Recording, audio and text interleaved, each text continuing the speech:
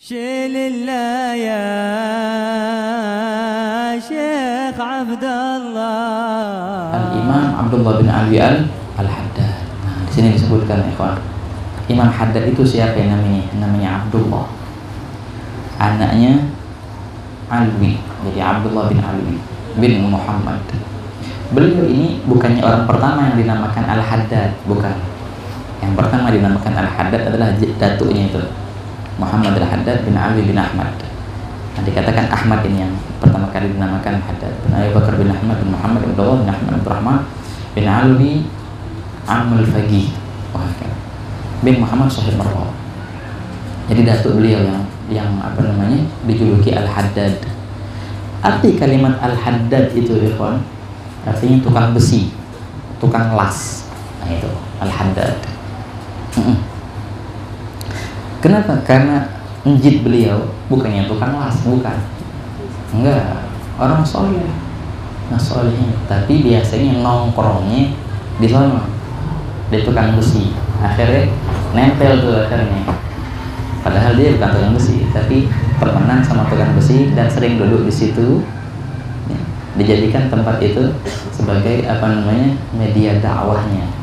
Nah, gitu. Ada beberapa kaum ya, dakwahnya apa namanya dengan orang-orang khusus. Ada beberapa orang yang nanti nggak bakal temuin di majelis atau di masjid, adanya di mall. Kamu mau sono dakwah di sono, jadi gitu diantaranya. Tapi buat orang yang khusus, begitu. Nah inilah anjir Imam Haddad, apa namanya sering duduk di tempat tongkrongannya orang-orang tukang besi. Makanya dijulukin Al-Haddad. Sampai-sampai julukan ini tenar ke beliau juga, Imam Haddad namanya kan. Sampai-sampai kalimat Haddad ini kan tukang besi. Sebagian ulama memaknai Haddad tukang besi, tapi kalau itu disandingkan ke Imam Haddad, maka artinya Haddadul Gulu, tukang besinya hati. Kalau tukang besi itu mereka bisa benerin besi yang rusak. Besi kan keras tuh, dibakar dulu sama dia, di merah, dibentuk-bentuk. Kalau Imam Haddad, besinya adalah hati-hati, hati sanubari para murid-muridnya. Itu besi.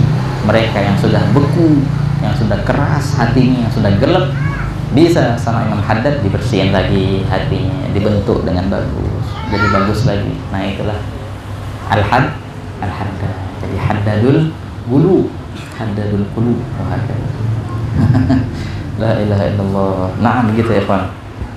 Al-Habib Abdullah bin Ali Al-Haddad. Beliau ini lahir bukannya di kota Tarim, bukan. Ada desa kecil. Kalau sekarang saya sudah masuk ke Tarim. Dulu ada desa kecil, namanya Subair. Subair. Sampai sekarang masih ada itu tempat dilahirkannya Imam Haddad di situ. Nah, tahun 1044 Hijriah beliau lahir. Tamam. Nah, ibu beliau dari keluarga Al-Habsyi. Dari keluarga Al-Habsyi. Ntar kita bakal ceritain ya, beliau kan punya murid namanya Habib Ahmad bin Zain Al-Habsyi. Itu masih saudaraan sama beliau. Nisan 2 kali. Karena ibu Imam Haddad ini dari keluarga Al-Habsyi memang. Imam Haddad ini terkenal ya ikhwan, magam yang tinggi. Nah itu dia. Kalau kita lihat Nabi SAW bersabda, nah bahwasanya paling tinggi derajat Nabi itu mereka lah yang paling banyak cobaannya. Summal amsal fal amsal, ya kemudian yaitu makin banyak cobaannya makin tinggi derajatnya. Kemudian yang paling dikit derajatnya paling turun derajatnya juga itu. Ujiannya paling turun derajatnya. Wah, begitu pula para aulia dan sholihin. Para aulia dan sholihin yang tinggi derajatnya mereka yang paling banyak cobaannya, diuji sama Allah Ta'ala. Imam Haddad mendapatkan magam yang tinggi itu, kita bakal jelaskan. Beliau ini adalah sosok aulia yang paling lama menyandang martabat Qutbiyah, seorang Qutub. Beliau hampir 40 tahun lebih menyandang magam Qutub itu. Tapi lihat bagaimana ujian beliau. Lihat gimana Imam Haddad, emang ujiannya apaan? Coba lihat. Dari kecil ikhwan, beliau ini sering sakit-sakitan katanya. waktu beliau masih bayi orok gitu. Tapi kalau bahasa kita di bedong biasanya kan, ibunya kan orang perempuan biasa ngebedong. Jadi adat bedong itu bukan cuma Indonesia, hatta di sana pun bayi di bedong, kata. Jadi pernah ibunya tuh ngebedong Imam Haddad. Semenjak di bedong itu nangis terus. Ada apa? Disusuin, dikasih ini, digendong, tetap nangisnya yang ekstrim gitu. Kenapa ini anak?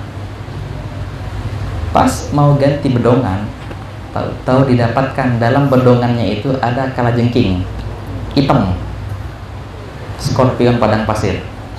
Itu bahaya ya kawan. Ini kalau disengat satu aja bisa 2 hari 2 malam antum nggak berdiri, bisa demam. Ini Imam Haddad yang masih bayi, masih orok. Ketika ketahuan ada kalajengking itu, dilihat berapa sengatan, dia 14 sengatan di tubuh Imam Haddad yang masih kecil itu, masih bayi padahal. Ya Allah. Ibunya sedih ibunya. Ya Allah, kasihan nih anak. Oke, alam kulli hal. Habis itu apa yang terjadi? Ketika beliau berumur 4 tahun, beliau terkena penyakit cacar, kalau bahasa kita. Cacar. Kalau orang cacaran itu nggak boleh kasih minyak, bahaya. Apalagi minyak wangi. Nah, Imam Haddad pas 4 tahun dia berbaring gitu. Datang pamannya dari ibunya, saudara ibunya. Nah, emang orangnya majdzub. Orangnya majdzub emang. Nyari, mana Abdullah, mana ponakannya? Ada di kamar. Bener. Ini yang semestinya nggak boleh dikasih minyak sedikit pun sama dia, ditumpahin minyak wangi itu bayi itu. Gara-gara itu akhirnya Imam Haddad hilang penglihatan. Nah ini ceritanya. Jadi Imam Haddad bukannya dilahirkan dalam keadaan tidak melihat, enggak, beliau melihat, sehat afiat. Pas 4 tahun baru hilang penglihatannya. Gara-gara ini peristiwanya ini, sakit cacar sama Ani yang majdzub ini, dibolehin, ditumpangin, dituang apa namanya? Minyak wangi. Nah, jadi akhirnya apa? Pas umur 4 tahun hilang penglihatannya Imam Haddad gara-gara peristiwa itu. Apa yang terjadi? Ibunya sedih. Ya Allah, nih bocah dari kecil disengat sama kalajengking, sekarang buta lagi, sering sakit-sakitan, sering demam Imam Haddad itu. Bahkan dalam ceritanya ketika beliau udah besar, udah tua, itu beliau demam luar biasa ya kawan. Sampai-sampai ada orang yang salaman dengan beliau, pas megang tangannya, panas banget.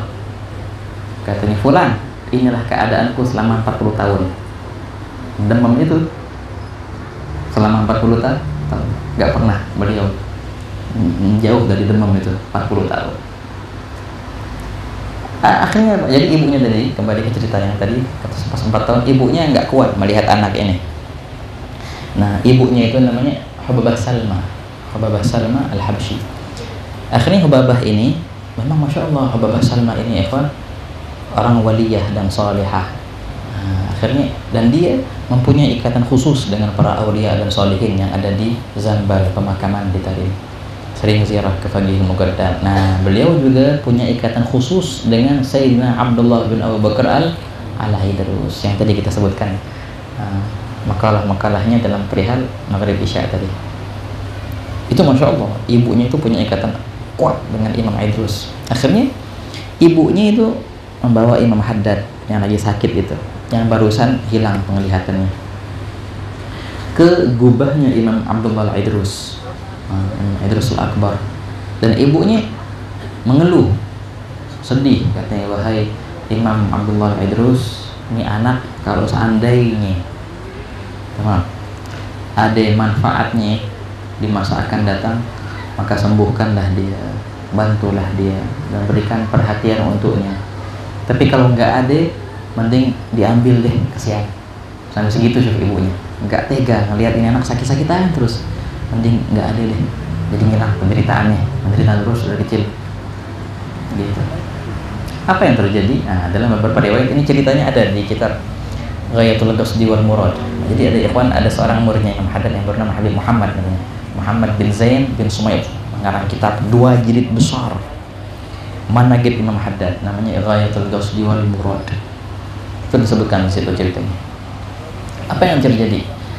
Maka keluarlah tangan dari magam Imam Abdullah Idrus.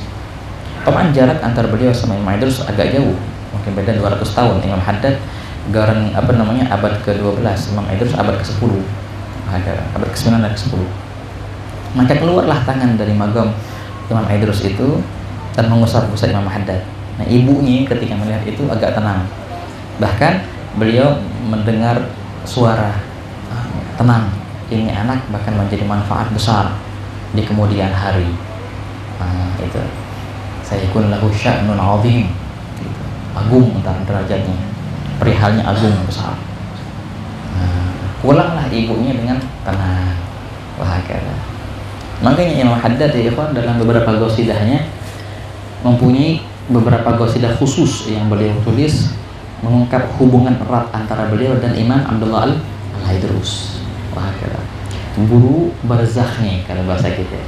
Guru ada beberapa aulia sholihin mereka mempunyai guru biasa. Tapi ada mereka punya guru dengan orang yang sudah berpulang ke rahmatullah, guru barzakh. Ada misalnya. Wahakala. Tumbuhlah Imam Haddad di kota Tarim, menimba ilmu dari guru-gurunya. Dan memang Masya Allah, dari kecil Imam Haddad itu lain dari yang lain ya. Walaupun beliau tidak melihat, tapi mata hati beliau sangat terang benderang. Kalau jalan sendiri Imam Haddad nggak dituntun, enggak. Emang luar biasa. Bahkan dalam beberapa cerita, pernah waktu beliau pas lagi ngajar di majelis ta'lim, akhirnya ada orang asing gitu, yang bukan warga Tarim, duduk di majelis beliau, dan ketika mendengar syarahnya Imam Haddad, ini orang bingung, ya Allah, ini luar biasa banget ilmunya, luas, kok bisa? Padahal dia nggak ngelihat baca kitab dari mana, luas banget wawasannya, terlintas di hatinya. Kok bisa ya orang nggak ngelihat sealim gini? Nah, kalau di sana tuh kan kalau lagi majelis taklim kayak gini nih, dibagiin apa? Kopi. Syahid ini saja. Kalau di sana kopi Ustaz. Kopi yang nggak tebal, nggak kental, khafif, ringan. Biasa gitu di mana-mana kalau majelis taklim di Tarim dibagiin kopi. Jadi pas Imam Haddad lagi syarah, ya kan? Itu orang duduk di situ dan terlintas di hatinya perihal itu. Langsung Imam Haddad negor, yang di sana katanya, awas, itu di kopi inti ada lalernya, hati-hati. Dia bingung, pas dilihat bener di kopinya ada laler nemplok. Katanya astagfirullah, ini padahal cuma lintasan hati. Yang Haddad negor, artinya walaupun aneh nih nggak lihat dengan mata kayak gini, jangan heran kok bisa jadi alim kayak gitu, ya mata hatinya terbuka. Wahakala. Gitu. Makanya dalam manaqib beliau, ketika beliau masih belum balik ya, masih 8 tahun, 9 tahun, itu beliau diantara wiridnya ikhwan, sholat 200 rakaat di waktu duha. Salat duha kelar 8 rakaat, 12 rakaat disempurnakan 200 rakaat tiap hari. Dan beliau itu salat 200 rakaat pindah-pindah dari masjid ke masjid yang ada di kota Tarim. Dan kota Tarim banyak masjidnya, 300 sekian masjid. Wahakala, zaman dulu. Beliau bercerita, dulu katanya waktu anak kecil, kadang-kala masjidnya terkunci, ditutup gitu. Jadi akhirnya beliau manjat, aneh manjat katanya. Wiritannya sudah sholat duha di sini, sholat sekian 200 rakaat di sini, sebagian masjid kadang-kadang ditutup, dikunci, tetap aja aneh manjat. Bayangin, lo kok bisa orang nggak ngelihat ya manjat, gimana caranya? Nah makanya Imam Haddad itu mata hatinya sangat terang benderang, sangat kuat mata hatinya. La ilaha illallah. Nah begitu ya kawan. Begitu pula gurunya Al Habib Umar bin Abdurrahman Al-Attas juga nggak ngelihat. Tapi sama juga punya mata hati yang sangat terang benderang. Kalau di kalangan para tabi'in ada seorang tabi'in yang bernama Al-A'mash.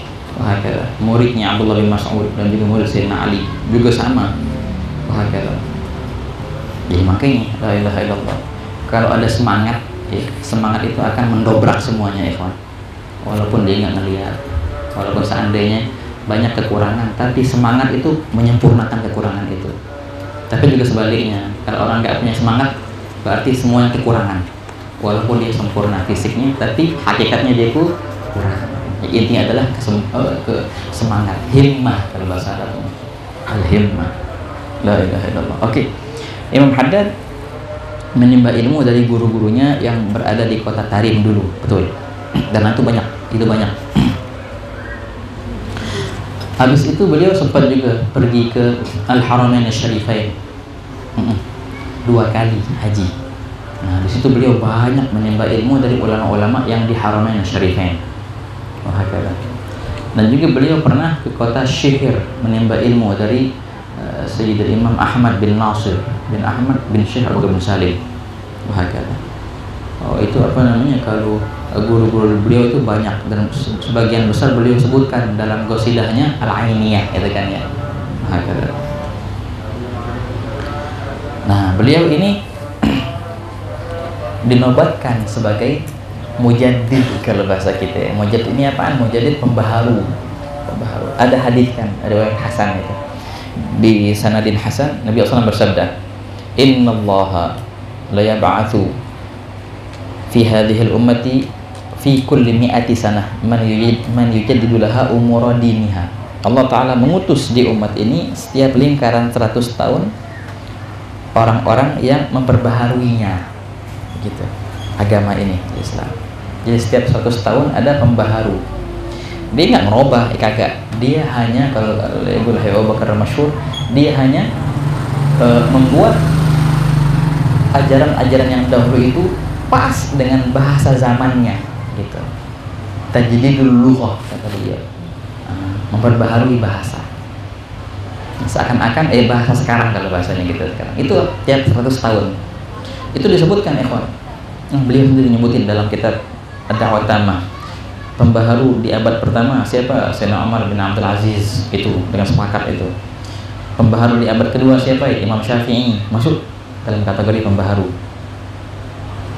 Panjang lebar. Di antara pembaharu yang tenar yang sepakat juga Imam Ghazali. Itu disepakatin. Wahakala. Syairafi juga masuk kalau tidak salah. Wahakala. Abi Ishaq al-Sirayini masuk juga dalam pembaharu. Nah, di abad ke-12 ini beliau sebagai pembaharu Islam. Abad ke-12. Mungkin ada seorang Sayyid Muhammad Al-Badawi Jamalul Lail. Beliau ngarang kitab namanya Al-Imamul Haddad Mujaddid Al-Qarn Ats-Tsani Asyar. Imam Haddad pembaharu abad ke-12 Hijriyah. Makanya jadi gini, pengaruh dari pembaharu itu, jadi yang setelahnya itu menempuh pola-pola bahasanya. Jadi Imam Haddad menjadikan semua itu pas untuk ahli zamannya. Dan sampai sekarang pun kita, walaupun ada pembaharuan setelah itu 1 atau 2, tapi tetap pola Imam Haddad masih ada, nggak bisa terhilangkan. Imam Haddad itu, ikhwan, apa namanya, walaupun dia membahas perihal yang tinggi-tinggi dalam kajian tasawuf. Nah, ini begini nih, kita bahas sedikit. Soalnya lagi viral soalnya. Ada orang bahas tasawuf yang tinggi-tinggi, akhirnya membingungkan. Begini, Imam Haddad juga membahas perihal tasawuf yang tinggi luar biasa. Tapi pas kita baca perkataan beliau, apa yang beliau tulis, enak. Makanya ada namanya ma'zun, ada namanya ghair ma'zun. Ada yang diizinkan, ada yang nggak diizinkan.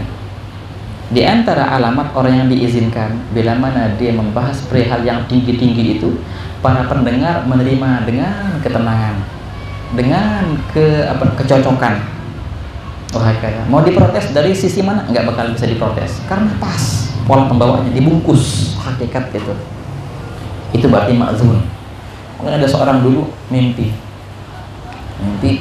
Nabi SAW, dan baginda SAW mengulurkan lidahnya sampai ke lidahnya Imam Haddad. Nyambung tuh lidahnya. Pas dia bangun, ceritain, ini apaan? Oh, berarti inilah seorang da'i yang waris, yang menjadi pewaris sempurna dari Nabi SAW dalam pola dakwahnya, pola lisannya pun sama. Jadi kalau seandainya ada orang membahas ilmu hakikat yang tinggi-tinggi kemudian banyak diprotes, yaitu artinya dia sebenarnya tidak diizinkan untuk membuka perihal itu, makanya banyak protesan.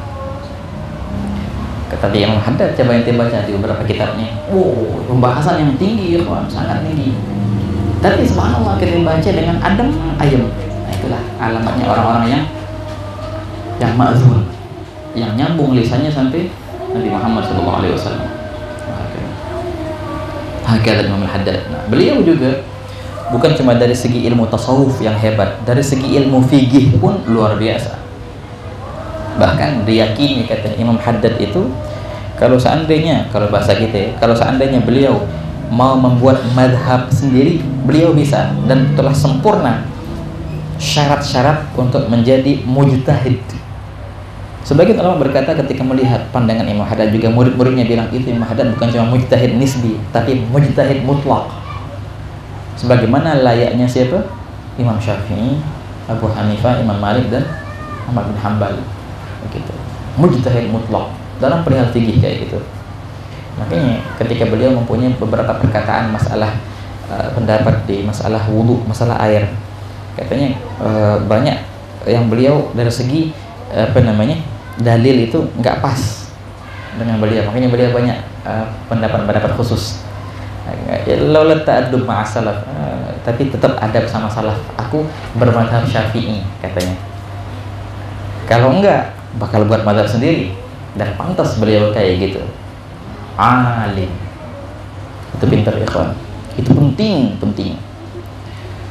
Keilmuan itu sangat penting, ilmu zahir dan ilmu batin. Takkan bisa seseorang menggapai hakikat atau ilmu batin kecuali dia telah kokoh kakinya, kokoh dalam ilmu zahir dulu. Ilmu zahirnya matang, menguasai ilmu zahir, baru diantarkan dia ke ilmu hakikat. Nah kalau kayak gitu baru tuh lurus, insya Allah nggak nyasar. Tapi kalau saatnya orang loncat langsung ke ilmu hakikat, ngebahas perihal yang aneh-aneh contohnya, padahal ilmu zahirnya belum matang, itu biasanya nyasar, biasanya tuh nggak lempeng, mencong ini ya. Kalau nyasar kemana itu bahaya ya kan? Makanya tekuni ilmu zahir, penting banget ilmu zahir itu. Bakal datang ilmu tariqah dan juga ilmu haqiqah. Tekuni ilmu zahir, tekuni ilmu fikihnya, ilmu tafsirnya, ilmu hadisnya, ilmu bahasanya, tekuni. Itu adalah asas. Wahakala la ilaha illallah. Baik. Panjang kalau kita cerita Imam Haddad nggak habis-habis nih, tapi masih lah nggak apa-apa ya. Hakala Imam Abdullah bin Alwi al-Haddad. Beliau pernah berkata, mengungkap keluasan keilmuan beliau. Gal a'tanillah ilman la ahtaju ma'ahu ila ilmi alim, wa a'tanillah aqlan la ahtaju ma'ahu ila aqli aqil. Alhamdulillah, Allah Ta'ala memberikan aku ilmu sehingga aku tidak butuh lagi dengan ilmu-ilmu orang lain, dan Allah memberikan aku akal, pemahaman, sehingga aku tidak butuh lagi dengan akal atau pemahaman orang lain. Gitu.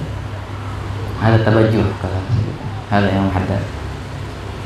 La ilaha illallah. Baik. Beliau ikhwani mengarang kitab banyak, karangannya banyak. Di antara yang 10 itu yang biasa satu paket Nasihatul Diniyah, yang masya Allah berkah Nasihatul Diniyah itu dulu kalau kita dengar dari engkong kita Betawi biasanya. Itu biasanya mereka kalau nyeritain Habib Ali Kuitang di pengajian Kuitang atau di mana-mana, Habib Ali itu bib katanya nggak ceramah kecuali bawa kitab Nasihatul Diniyah, itu dibahas di mana-mana. Ceramahnya itu isinya apa? Baca kitab Nasihatul Diniyah. Bahkan dikatakan itu adalah ringkasan daripada Ihya Ulumuddin, ya kan? Nasihatul Diniyah itu, yang mana kemudian beliau ringkas lagi menjadi satu qasidah kan. Alaika bitaqwallah fis sirri wal alam. Itu la ilaha illallah. Beliau punya kitab juga namanya Ad-Da'wah Tammah wa Tazkirah al-'Am, Risalatul Mu'awanah, Fusul Ilmiyah, Sabil Idikar. Juga beliau punya kitab Diwan. Nah ini jarang, walaupun itu ada sih tapi jarang di ini yang dibahas. Beliau punya kitab diwan. Diwan itu artinya kitab qasidah. Nah, itu ikhwan, beliau bilang kayak gini, semua rahasia-rahasia ilmuku aku letakkan dalam kitab itu. Kitab apa namanya? Diwan. Namanya Ad-Durrul Mambung li Tawil Unguli wal Fuhu. Itu kitab qasidah dan memang luar biasa itu ikhwan. Banyak apa namanya rahasia-rahasia ilmu zahir, ilmu batin yang beliau selipin tuh dalam beberapa qasidah-qasidahnya itu. Dan memang nggak bisa memahaminya kecuali orang-orang yang khusus. Banyak teka-tekinya diwan itu. Itu kita. Dulu guru-guru kita bilang, inti kalau berpergian jangan lupa bawa kitab diwan itu. Nah, ada waktu ya baca. Nggak ada waktu berarti bawa sebagai jimat. Kenapa? Karena mujarrab. Hakadha kan Habib Ali bin Syahab. Dulu Habib Ali bin Syahab, kalau ada orang mau pergi haji, diwasiatin jangan lupa bawa diwannya Imam Haddad. Insya Allah selamat, nggak bakal ketemu sama begal atau nggak bakal dirampas orang. Selamat insya Allah. Mujarrab memang. Makanya pernah dulu ada Sayyidil Habib Umar. Beliau punya anak yang paling tua, laki-laki, namanya Salim, Sayyid Salim. Suatu hari dalam perjalanan dakwahnya terjadi kecelakaan, terjadi kemalangan, kecelakaan. Tapi alhamdulillah beliau selamat. Pas beliau ngabarin Sayyidil Habib, ngabarin ayahnya, alhamdulillah insyaallah khair. Ditanya sama Habib Umar, ente bawa diwan nggak di mobil?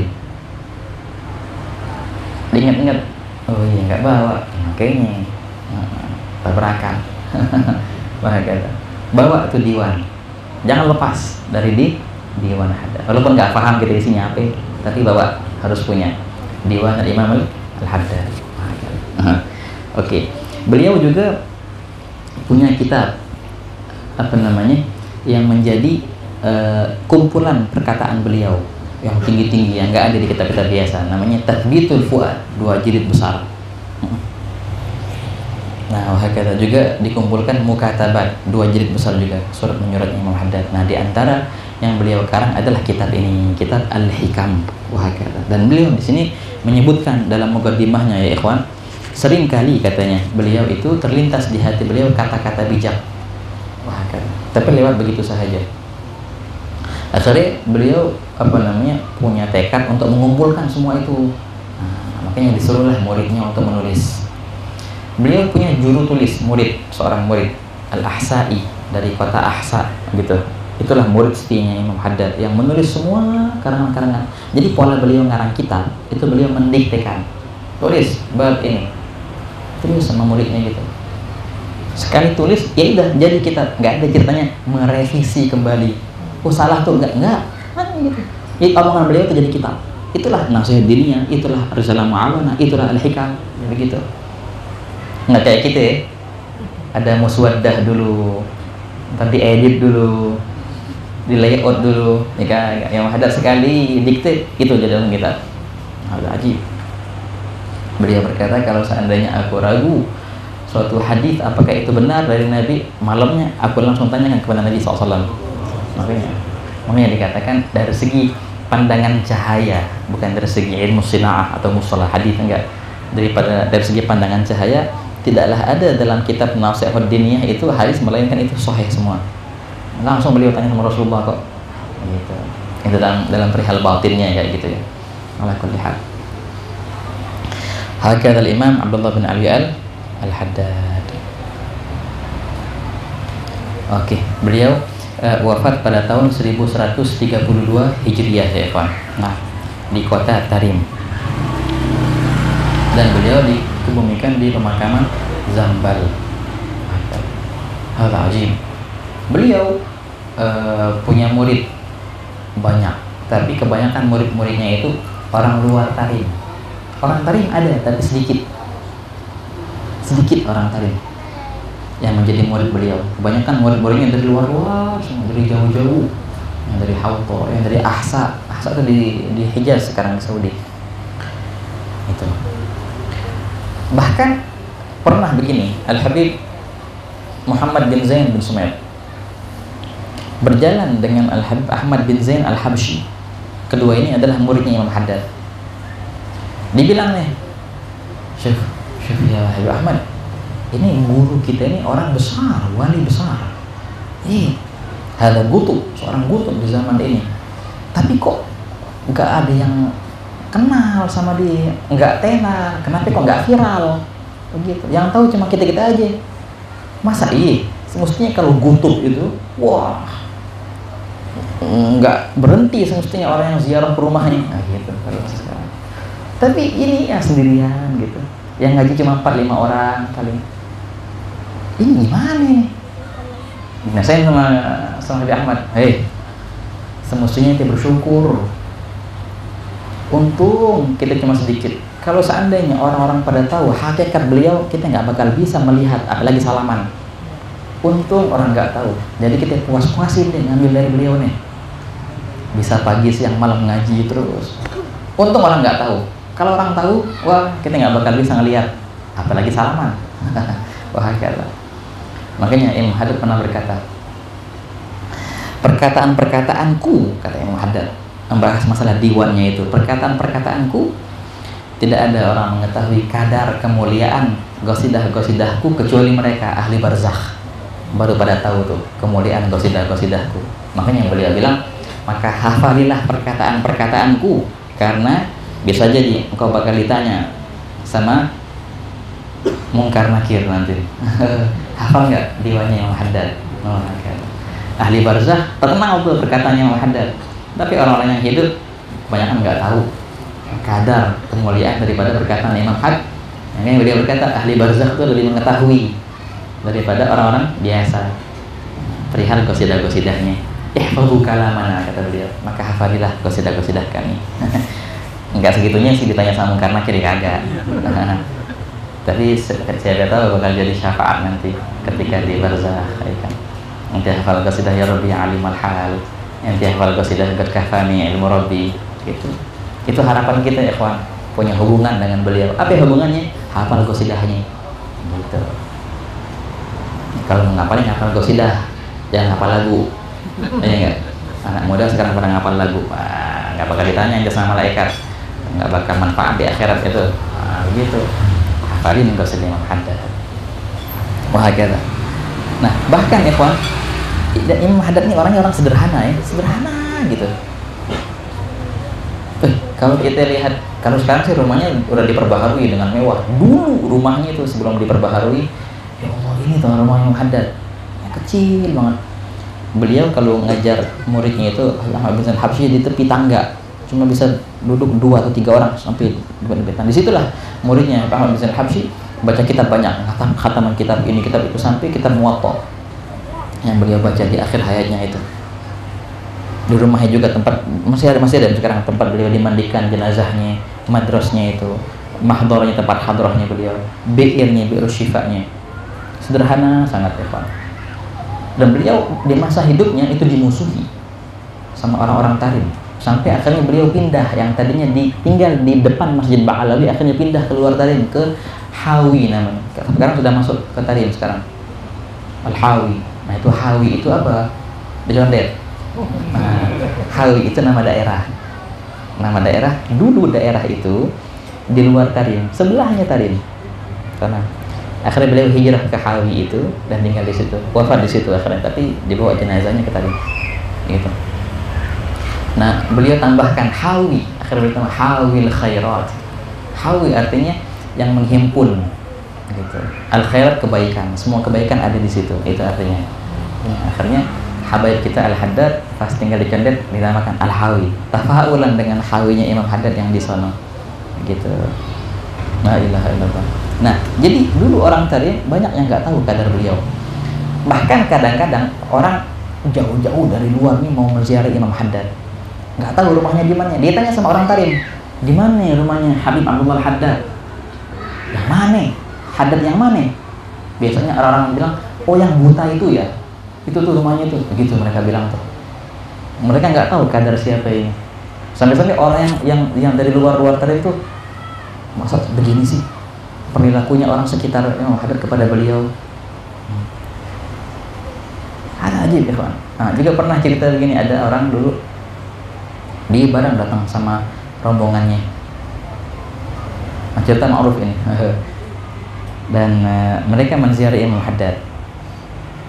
Sama kan Imam Haddad itu orangnya sederhana. Sama Imam Haddad disajiin makanan. Apa makanannya? Bubur kacang hijau. Nah, itu. Apa kalau bahasa tadi bubur kacang hijau? Bukan syurba. Ada bubur kacang hijau. Apa yang namanya? Ada. Nah. Jadi itu akan disajiin sama Imam Haddad. Aneh kulihat. Lupa nih, ada namanya bubur kacang hijau. Mirip-mirip kayak di sini persis.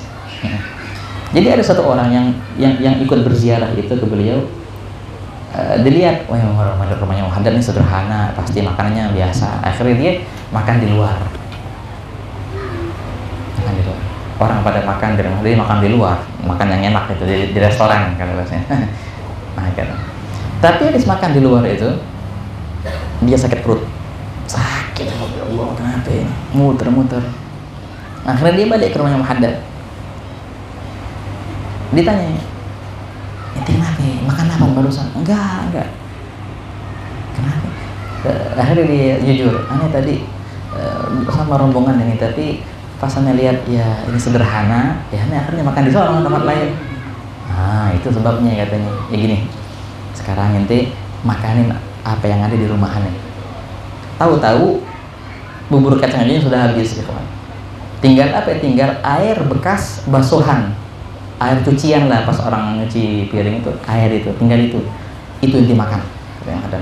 Jadi obat, diminum akhirnya air cucian piring dari bubur kacang hijau, sembuh akhirnya. Sampai beliau bilang begini, kadang-kadang kami mau menyampaikan pemberian kami melalui syarah, melalui kitab, tapi nggak nyampe-nyampe. Akhirnya apa ya? Kami jadikan pemberian kami madaduna. Di mana? Di makanan kami. Akhirnya jadi obat. Makanya makanan para soleh itu obat ya. Kalau kita hadir majelis ta'lim mereka atau maulid mereka semata-mata karena mengharap obat yang dari makanan ini. Terserah makannya apa ya, tapi obat yang disajikan itu atau airnya itu obat. Nah itulah kalau kita hadir maulidan, hadir haul, itu yang semestinya kita hadirkan. Soalnya Nabi, Allahumma sholli alaihi. Ta'amus sholihin dawa'nya. Madaduna fi ta'amina, kata dia. Madad kami, pemberian batin kami melalui makanan. Enak gitu ya. Jadi kita hadir, paham nggak paham, yang penting makan. Dapat insyaallah madadnya. Sebagian kalau seandainya dijadiin madadnya di kitab atau pemahaman, ya harus paham gitu. Nggak paham ya nggak dapat madad. Masya Allah, mereka orang dermawan ya kawan. Sampai itu mudah, semuanya dimudahin. La ilaha illallah. Ala kulli hal. Ustaz, sampai jam berapa Ustaz? Udah kayaknya setengah 8 ya. Ala kulli hal. Nah ini ikhwan, sekelumit daripada biografinya Al-Habib Abdullah bin Ali Al-Haddad. Nah insyaallah kita akan baca.